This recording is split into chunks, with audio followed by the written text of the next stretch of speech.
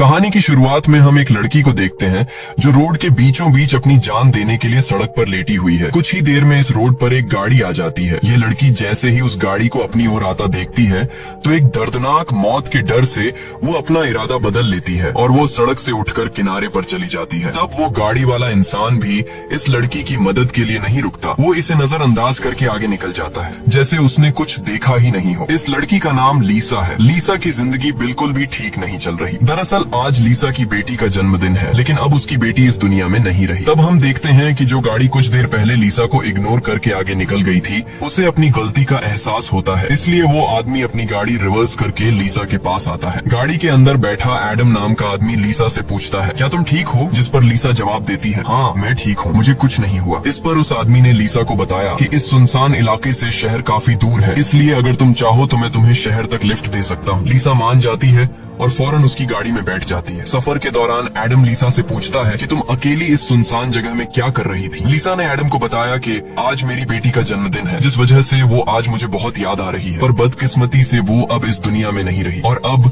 मैं बिल्कुल अकेली हूँ। कोई भी ऐसा नहीं है इस दुनिया में जिससे मैं अपना कह सकूं। लीसा की ये बात सुनकर एडम कहता है, अच्छा इस वजह से तुम रास्ते के बीचों बीच मरने के लिए लेटी हुई थी? जवाब में लीसा ने कहा, मैं मरना नहीं चाहती, बस एक बार किसी तरह से अपनी बेटी से मिलना चाहती हूँ। तभी लीसा कार का रेडियो ऑन कर लेती है। रेडियो पर एक न्यूज चल रही होती है। रिपोर्टर बताता है कि जंगल में एक सीरियल किलर घूम रहा है और आज सुबह इस किलर ने 2 और लड़कियों को मार दिया है। पुलिस के पास उस किलर की तस्वीर तो नहीं है, लेकिन उन्हें इसके बारे में ये जानकारी मिली है कि कातिल एक गोरे रंग का आदमी है जिसके पास ब्राउन कलर की गाड़ी है और उसके दाहिने हाथ पर एक क्रॉस का निशान है। ये खबर सुनकर लीसा के पैरों तले जमीन खिसक जाती है, क्योंकि रिपोर्टर रेडियो पर जिस कातिल का हुलिया बता रहा था वो कोई और नहीं बल्कि एडम ही था। उसके हाथ में क्रॉस का निशान देखकर लीसा बहुत ज्यादा डर जाती है। इससे पहले कि लीसा खुद को बचाने के लिए कुछ कर पाती, तभी एडम अचानक जोर से कार का ब्रेक लगाता है, जिससे लीसा का सर तेजी से कार की डैशबोर्ड से जा टकराया और लीसा बेहोश हो गई। कुछ देर बाद जब लीसा की आंखें खुली तब उसने खुद को एक अजीब से बंकर में कैद पाया जो चारों ओर से